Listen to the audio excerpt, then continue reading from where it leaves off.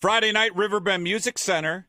It's going to be Styx and Foreigner. Let's talk to the lead singer of Foreigner. We've had him on many times in the past. Kelly Hansen. Kelly, what's up, man? Hi, Kelly. I'm just chilling out in the morning here, enjoying my morning. That's it. You know, as we look at the tour, what a dream gig for you, because it's somewhat limited in that it's a summer tour.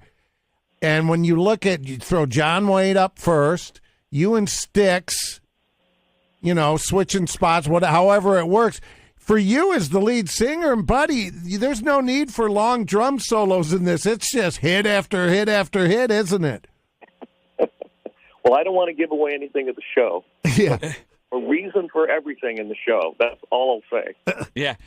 Kelly, I'll tell you this. So last time I went to see Styx at Riverbend, where you guys are playing Friday, and it was right after COVID, maybe like when everybody could be free and do stuff. And it was like the first big rock concert there a couple years ago. And you could smell marijuana everywhere. There were people puking. A woman was using the men's bathroom. It was like a rock show. You guys are going to have a blast on Friday. You know, I remember when we started doing shows after COVID, and you could feel the joy of people being out again. It was really wild. Yeah, it was intense. Hey, tell us how it's going so far. Is this the first time you guys have toured with Styx, or is this maybe like a decade ago have you guys toured with them? Yeah, the last time we toured with Styx was 10 years ago. I was shocked to find that out when we were talking about putting this tour together. And, you know, they're great guys, and they're really pro, and they know what they're doing. And John Waite's starting the show, and he has so many good songs as well. So it's a really great night of hits for sure.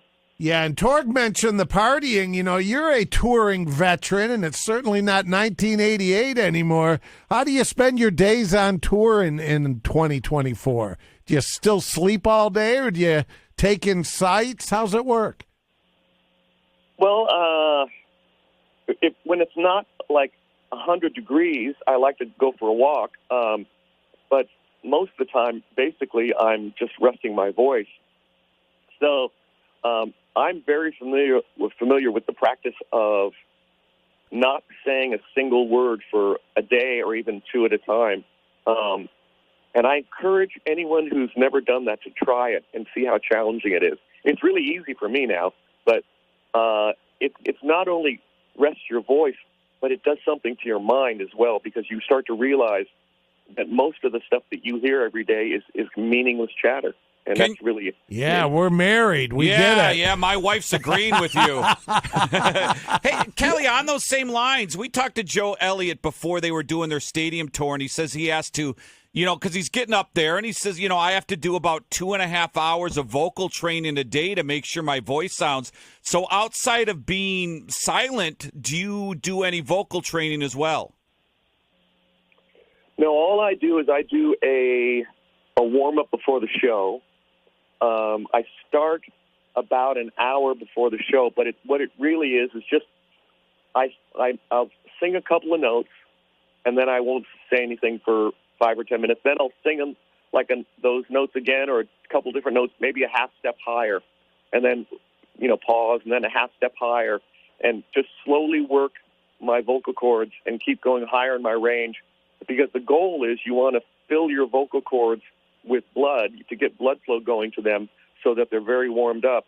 But I don't have the philosophy of like hours of warm up, because my philosophy is there's only so much tread on the tires, you know. Sure. So I try to warm it up just to get it nice and ready, and then go. That just shows and I'm not trying to kiss your butt because you're on. I just think that shows a huge commitment to your craft. It's almost like, you know, it's listening to you say that. I think like, man, I wish other guys who have been doing this as long as you would do the same thing too, because when you see people live in concert, sometimes you get disappointed because they don't take care of their voice. But in your case, you know, Tommy Shaw's case, Friday night at Riverbend, it's going to be a great show. I wish other people would do the same things you do. Well, I don't want to suck, so right. Yeah, that's my thing. But you know, there are a lot of factors that aren't necessarily in everyone's control. Everybody's body and genetics dictate how their voice behaves as they get older, and there's only so much you can do, and if your body won't let you do it, then no amount of anything will make that better, and that's a difficult thing to face. Yeah. That is Kelly Hansen, lead singer of Foreigner, at Riverbend on Friday night. Do you have a favorite song yourself? Because you've been with the band 20 years now, but when you look at these hits, I mean, they go way back. I Want to Know What Love Is, or Feels Like the First Time? Do you have a favorite that you love performing?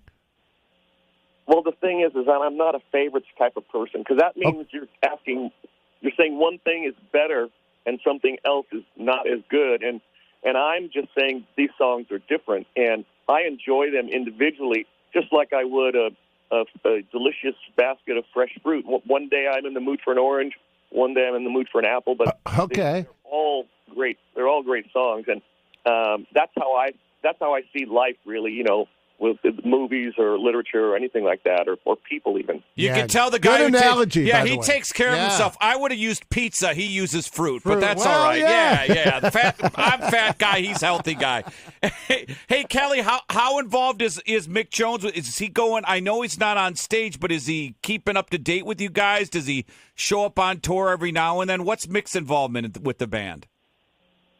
Yeah, he is the virtuoso. He is the maestro of this band, and we are always every day doing everything that we know how to do, and to maintain the Foreigner legacy and the vibe and the standard. And Mick's very involved in all of that, and always has been, because you have to actually play and think and behave in a certain way to make this band sound the way it needs to sound. And that's something that Mick and I have talked about for the whole time I've known him. We should mention there's the Silver Vinyl Renegades and Jukebox Heroes. It's out now, and it's 4 songs each of Styx and Foreigner what a great idea that is. Great idea. So speaking of that, Kelly, what was your first vinyl record? Oh, well... Okay, I my next door neighbors had a garage sale. Okay. And I bought a little rack of 45s, and it was just random stuff that I just bought them all for like 50 cents. And there was 409 by the Beach Boys, Polk Salad Annie. There was I Can See Clearly Now by Johnny Nash. There was Hey Jude from the Beatles. Oh, wow, okay. Those are the first records I had. Awesome. What was the first one you bought that you wanted to get? Oh, you know what? I was never really an album buyer. I was a radio listener because I just didn't have any money. So, so the popular radio stations. Okay, that's good. Good stuff. Well, we'll see you Friday night, Kelly Hansen. Congrats on the new marriage. What's it been, a couple of years now? Just past 4. Oh, nice. Nice. Well, Kelly, congrats, and we'll see you Friday night. Thank you, guys. Thanks a lot. Have fun out there. All righty. So long.